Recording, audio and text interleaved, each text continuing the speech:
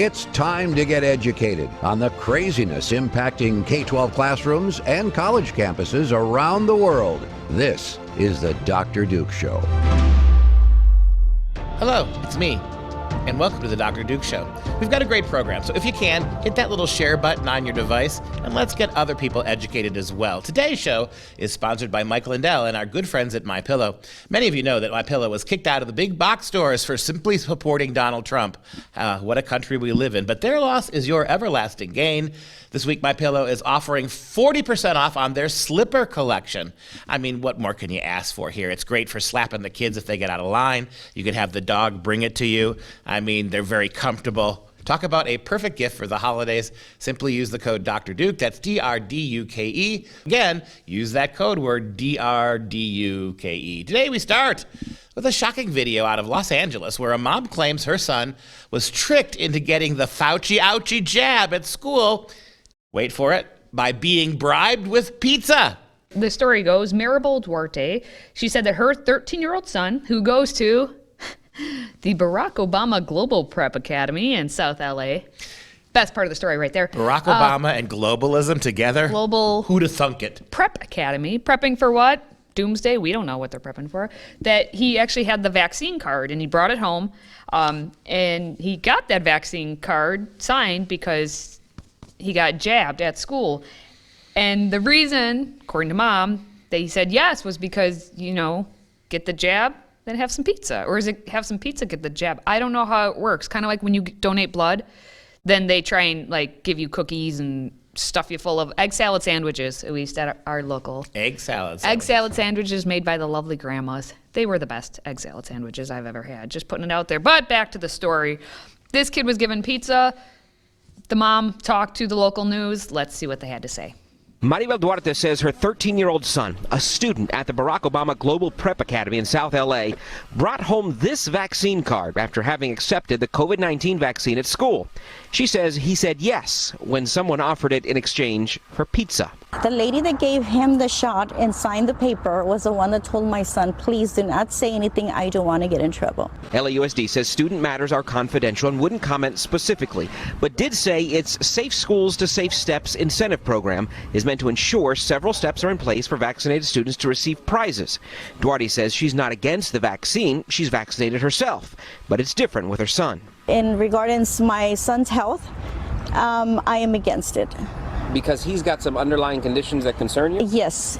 He has problems with asthma and allergy problems. These grotesque contests and displays of treatment and candy and gifts and favors, raffles and cash prizes, inducing the kids to get the vaccination. But here's the problem. Kids in California cannot consent to vaccination. Attorney Jennifer Kennedy has been following the two cases against LAUSD over the vaccine mandate, currently making their way through court. Both are ultimately seeking an end to that mandate. The LAUSD does not have the power to add a vaccine shot to the California school schedule. You couldn't do it if you're a Podunk School District, and you can't do it even if you're LA Unified, the second biggest in the nation. You don't have that legal authority. In California, school vaccines are handled through the State Department of Public Health and created into law through the state legislature. Neither has gone so far as to officially make the mandate.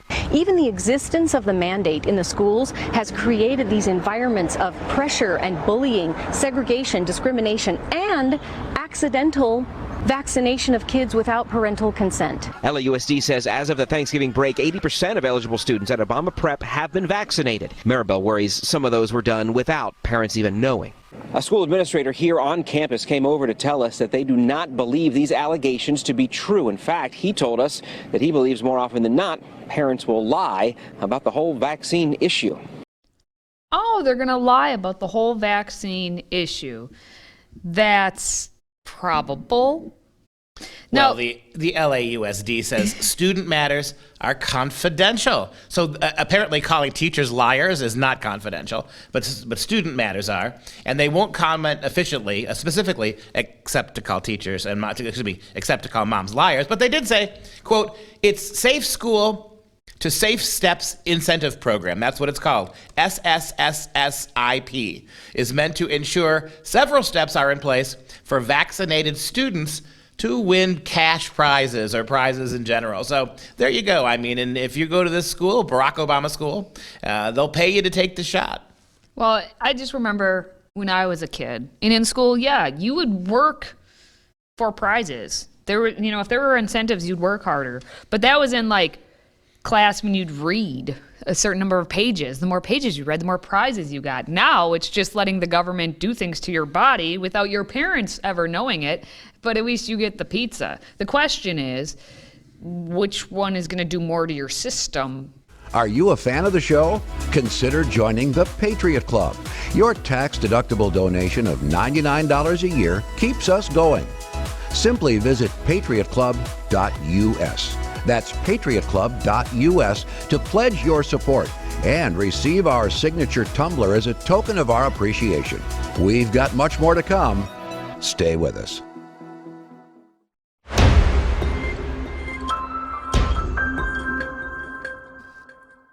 So here's my face, here's my palm, going to my face. It's one of those moments here in the show where we have to talk about 1984, a wonderful novel.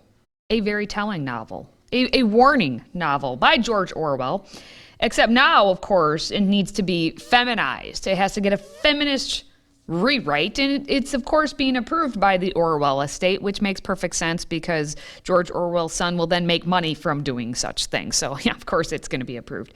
Well, we know that the book, that 1984, actually highlights the danger of rewriting history is now rewriting history. That's you see, right. This is why you need to read 1984, the novel, and not this feminist novel that's going to be coming out soon for you. And what's remarkable about this, if it's going to be rewritten by feminists, all the tyranny and all the fascism in the book is suddenly going to be made acceptable, right? The book will now be told from the viewpoint of the female lead of the novel, Julia. The book will be titled Julia, and will be written by American author Sandra Newman, whose past work has been nominated for a Folio Prize and the British Bailey's Women's Prize for Fiction. And so I love this. When Orwell wrote the book, he gave it the title 1984, talking about how quick it was coming. When the feminist rewrites the book, she gives it her own name. Isn't that nice? Julia. So if you haven't read 1984, I won't give you spoilers, but let's just say what's happening in 2020, 2021. We'll see what happens in 2022. There's some shocking parallels. So Orwell was able to write about a character named Winston Smith. And Winston's job was to basically rewrite history.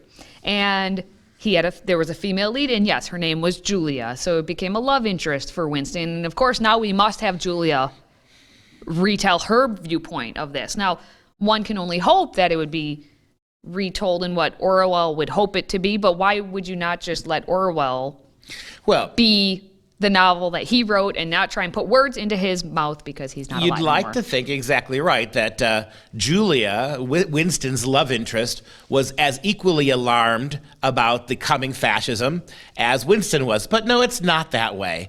Julia in the book is much more like the Julia from the Obama administration. Do you remember the Julia cartoon that Obama put out about cradle to grave health care? That's the life of Julia. You may remember that every single major event in her life was paid for by government and facilitated by government. And apparently the Julia that the feminist is writing about in 1984 is the same kind of chicky doodle, because she is actually quite okay with how the government is mostly helpful in her life. She kind of likes the fact that the government intervenes, so she doesn't really have to do anything for herself. This is apparently where we're headed in the new and let's call it 1984 no more. Let's call it 2021 and the coming globalist revolution. How about that? But give us more about what Julia is going to be like. Well, apparently the estate, Orwell's estate, said they've been looking for some time to try and get this done because they want to tell the story of Smith's lover. And that Newman, who is going to be writing this, had previously been longlisted for the Women's Prize and shortlisted for the Guardian First Book Award. It proved to be a perfect fit. Synergy. Now, Orwell's son, Richard Blair, said again, he's been consulted, and yeah, of course he approves of the project because he's going to get paid for this, so why wouldn't he? And Hollywood is already buzzing, everybody. they are vying for the adaptation rights for this, because I mean, why wouldn't you? In their retelling, you might as well make Julia lesbian or transgender, or she's got to be, I don't know, any and all things all at once, because nothing makes sense to them. So we'll see what happens when one of the Hollywood studios will pick it up, or Netflix, or I think Hulu, fair someone. is fair. Why does the left only get to rewrite our books? Let's rewrite The Handmaid's Tale. Let's take that book and rewrite it, right? About how the real story is about how all the men in the book are completely rolling their eyes at the made-up persecution complex of all of these so-called handmaids. We could do that quite easily. I could think, let's rewrite Little Women as little dudes. Why? How about that, right? Well, I don't know. Why is the question? Why are you taking a classic and turning it into a little bit of feminist propaganda? This has been my argument for the past probably 10 years. Nothing is new, which we all know that nothing is new. But we have not been able to come up with any original story ideas for anything. That's why everything is getting remade. You can't even do sequels anymore. They're having to go to the prequels, because we've already done the sequels of the story. So now we're going to the prequels, and then once we get the prequels, then we just have to feminize it, or somehow put different lenses on it to make everything different. Look what happened to Star Wars, okay? And I'm not even that big of a Star Wars fan, but let me just point out, for you and me, the feminist who's writing this remake, what's her name, Katie? It's Newman. Newman, right? No one knows anybody she's apparently been nominated for prizes, but nobody knows who she is. Yes, well, she has a new novel coming out very quickly. So once that novel called The Men, that comes out, then Julia will come out. Yeah, and don't worry, in The Men, spoilers, every single person with a Y chromosome vanishes from the world. Yeah, there you go. The one thing you know for certain is that Miss Newman, who nobody's ever heard about, and who fantasize about the elimination of the male of the species, what we do know is that she's not going to be the writer that she is subbing in. And this is the problem, as Katie pointed out. Hey, you feminists out there, try creating art instead of messing with art. If you were all that and the bag of proverbial chips you think you are, that it's so easy to be like all these great white male writers, write a classic instead of fiddling with somebody else's classic. The day, Miss Newman, you write a book that has the endurance of 1984 is the day we'll take you seriously enough to have this job. Until then, it's just promoting the girl because she's got girl bits. Get over it. Today's show is sponsored by Clean Start Hand Sanitizer. For an odor-free foam hand sanitizer that lasts 2 hours and provides 19 refills, visit freedomproject.com/clean. That's KLEEN to order yours today.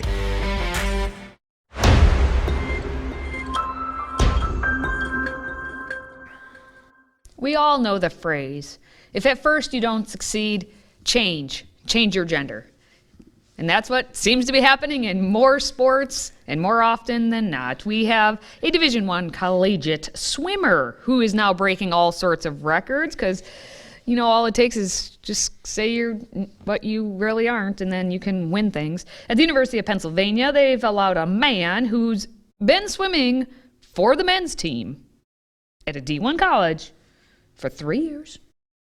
Now in senior year, switch over, be on the women's team. Leah Thomas, who was named Will Thomas, started swimming with the ladies in November. And already, Leah Thomas, I'm just going to say Thomas, because that seems to be the Leah versus Will, whatever. Thomas has already been smashing records, crushing women. You can't see their tears because they're in a pool, so the water, but he's been crushing women. So, according to SwimSwam, Thomas has blasted the number one 200, we're going to be talking swim terminology here, 200 meter, 200 free time, and the second fastest 500 free time in the nation, breaking the Penn program records in both events. Thomas swept the 100, the 200, the 500 free individual events and contributed to the first place 400 free relay in the tri-meet against Princeton and Cornell. Now, let's show you a little video here.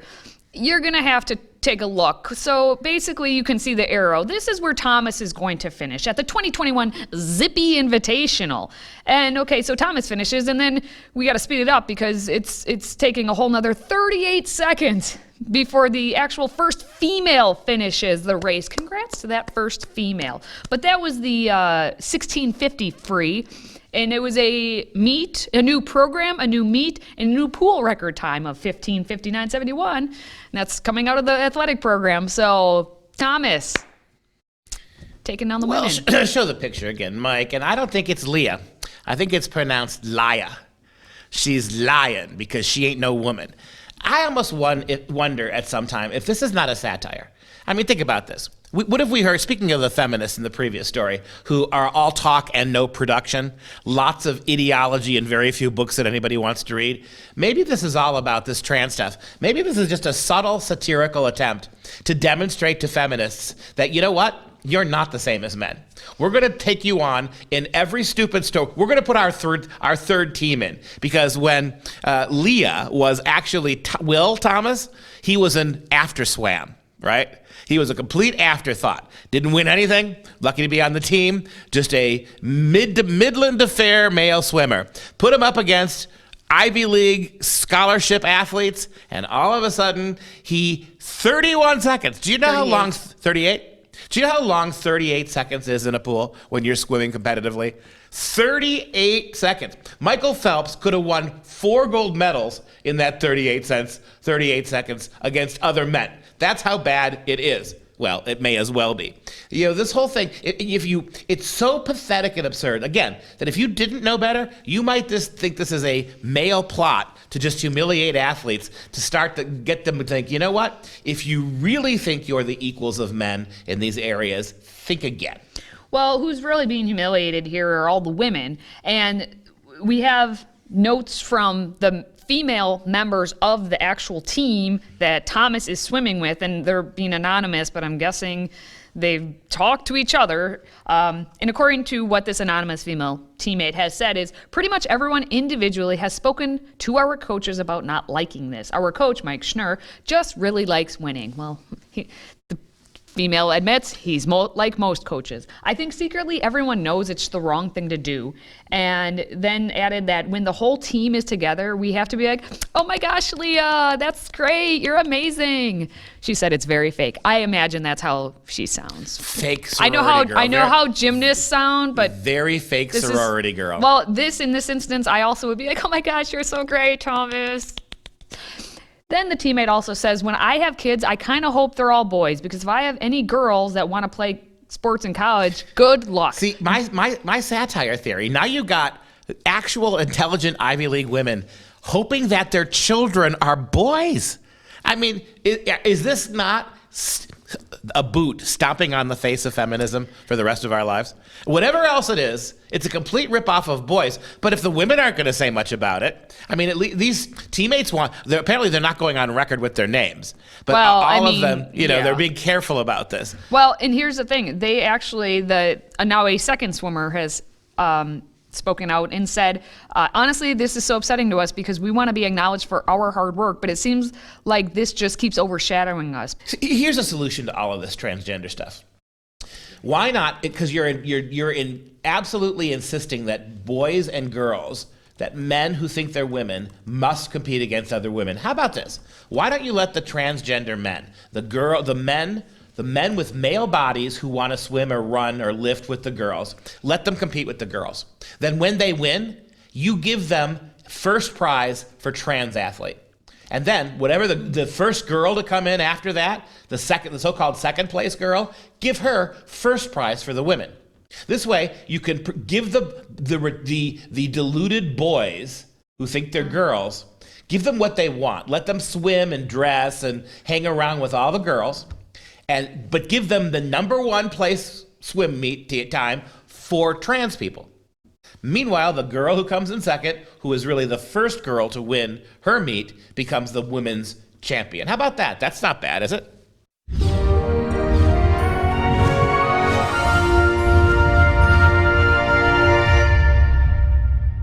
Hey, it's time for Instant Classics, where we take a moment away from all of this crazy gender politics masquerading as education. Again, what does any of this have to do with what colleges are all about? And we want to talk about some real literature, real art, real culture for you to see what teaching might have been, could be again if we get past all the ideology. And with the Christmas season in the air, you can smell the holly, can't you? You can smell holly flax everywhere you go. Our book for today is appropriately A Christmas Carol. We're going to spend some time looking at some of the great quotations of A Christmas Carol. I'm telling you, this is a fun thing. If you get the family around the tree on Christmas Eve, have some nog, alcohol-free nog for the kids, and read the story to them. Don't make them watch a movie. Don't make them watch a cartoon. Just sit them down and read it. I promise you that by the time you're done with the first chapter, your little rugrats are going to think it's wonderful. They really are. Try it. And so I'm going to try to inspire you to do that for Christmas. And I'm going to give you some quotes from the book that are so wonderful that are going to make you want to rush over there. Now, before I do that, let's give the author his due, shall we? A Christmas Carol. Also, another title for the book is Being a Ghost Story of Christmas, is a novella by Charles Dickens, first published in London, England in 1843, and illustrated by John Leech. A Christmas Carol recounts the story of Ebenezer Scrooge, elderly miser who is visited by the ghost of his former business partner, Jacob Marley, and the spirits of Christmas past, present, and yet to come. After their visit, Scrooge is transformed into a kinder, gentler man. Dickens wrote A Christmas Carol during a period when the British were exploring and reevaluating past Christmas traditions. There was a kind of a new interest in Christmas and Christmasiana issues. The Christmas tree dates from this period, as do certain kinds of caroling. So the 1,000 to 1,500 year, 1,600, 1,800 year tradition of Christmas is being revisited here by the Victorians. And this story fits beautifully into that retelling here. Now, the quote that I want to read you is one from the very opening of the book. Boy, I remember reading this paragraph. By the way, if you remember anything about Charles Dickens, he writes paragraph-like sentences. Some of his paragraphs go on and on and on, but this is one of the opening ones in the book that first describes Scrooge. And if this isn't the kind of description that makes you want to read more, then I don't know anything. Here it goes. Oh, but he was a tight-fisted hand at the grindstone. Scrooge! A squeezing, wrenching, grasping, scraping, clutching, covetous old sinner. Hard and sharp as flint, from which no steel had ever struck out generous fire. Secret and self-contained and solitary as an oyster. The cold within him froze his old features, nipped his pointed nose, shriveled his cheek, stiffened his gait, made his eyes red, his thin lips blue, and spoke out shrewdly in his grating voice. A frosty rime was on his head, and on his eyebrows, and his wiry chin. He carried his own temperature always about with him. He iced the office in the dog days, and didn't thought 1 degree at Christmas. I mean, Dickens is a marvel of that kind of satirical description, and you got a book full of it. Sit down and read the kids the story this Christmas time. All right, before we go, let's show some love to our Patriot Club members. Today, we're giving a shout out to Mike from Pensacola, Florida. Mike, thank you for supporting us. And that wraps it up for this show. For Freedom Project, I'm Katie. He's Dr. Duke. Until next time, stay educated, my friends.